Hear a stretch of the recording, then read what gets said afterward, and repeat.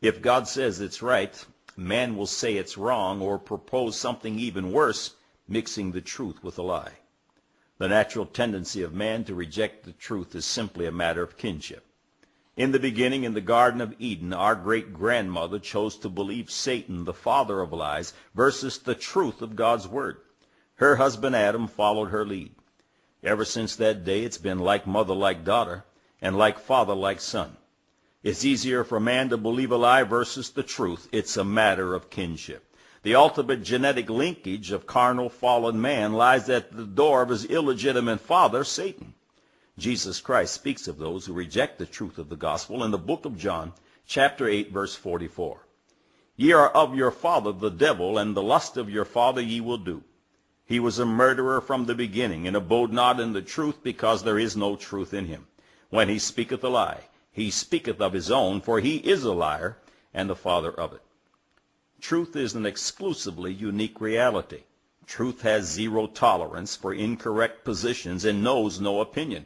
Opinion is what you have when you don't have truth. It's common jargon today to say, I may not agree with you, but I honor your opinion. It comes as a surprise to many when they discover that God does not honor man's opinion. Truth knows no opinion, and truth is God's word. Jesus Christ defines truth in John chapter 17, verse 17. Sanctify them through thy truth. Thy word is truth. Unregenerated man, of course, rejects the reality that God's word is truth and consistently makes a fool of himself. Psalms chapter 14, verse 1. The fool hath said in his heart, there is no God. They are corrupt. They have done abominable works. There is none that doeth good. And again in Romans chapter 1, verses 21 and 22. Because that when they knew God, they glorified him not as God, neither were thankful, but became vain in their imaginations, and their foolish heart was darkened. Professing themselves to be wise, they became fools. Example of the reality of the above verses is man's hypothesis of how we got here. Pseudoscience says there is no God. One of their widely believed claims is that in the beginning there was nothing. This nothing then exploded, and from this explosion all life had its beginning. These absurdities are spoken as truth, and all the students to whom this is taught say, no kidding, is that how it is? So the intellectual community refuses truth, becomes foolish, and offers up foolishness on the plate of pretend wisdom to their constituency, and in concert everybody says, no kidding.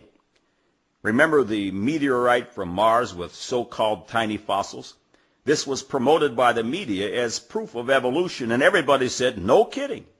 Within months of the huge media fanfare, science disproved this notion, but did you see or read the retraction? Of course not. Evolutionists were forced to come up with a plausible theory on how seagoing mammals such as whales, dolphins, and porpoises evolved. Remember, mammals supposedly evolved from the sea, so how did these mammals end up back in the water? Some evolutionists suggest that an even-toed land mammal like the water buffalo is the likely candidate to have evolved into the present-day whale. They speculate that the water buffalo liked to hang around the water a lot, and over eons of time his hind legs simply fell off and his front legs changed into flippers. And the science student said, no kidding. The water buffalo's hairy hide simply changed into smooth, thick blubber, and his nostrils slid up to the top of his head to form a blowhole.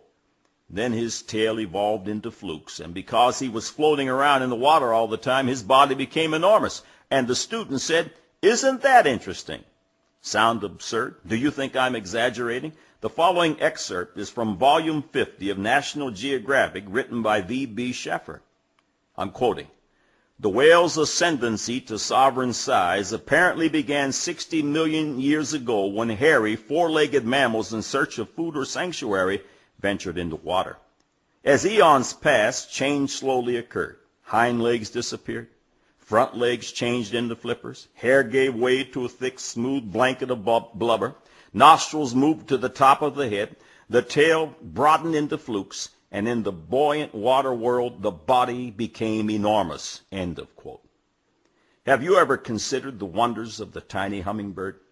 It flaps its wings up to 200 times per second, hovering in midair at will. as it thrusts its long beak into flowers in search of nectar, as it busily helps pollinate the flower field. Not only can this marvel of aviation hover, fly backwards and forwards, but it can also fly upside down. Well, here's big news. According to evolutionists, the hummingbird was once a dinosaur. In an Associated Press service release dated May 21, 1997, Fernando Novas of the Museum of Natural History in Buenos Aires had this to say of 20 recently discovered fossil bones. Here's his quote. "It is the most bird-like dinosaur ever discovered." He said it gives powerful new evidence that birds evolved millions of years ago from dinosaurs. Novus went on to clarify and say, birds are living dinosaurs. He also said parrots and hummingbirds are also dinosaurs. Lawrence M. Whitmer of Ohio University said, "It is important new science saying that birds can properly be viewed as dinosaurs." And all of the students said, "No kidding."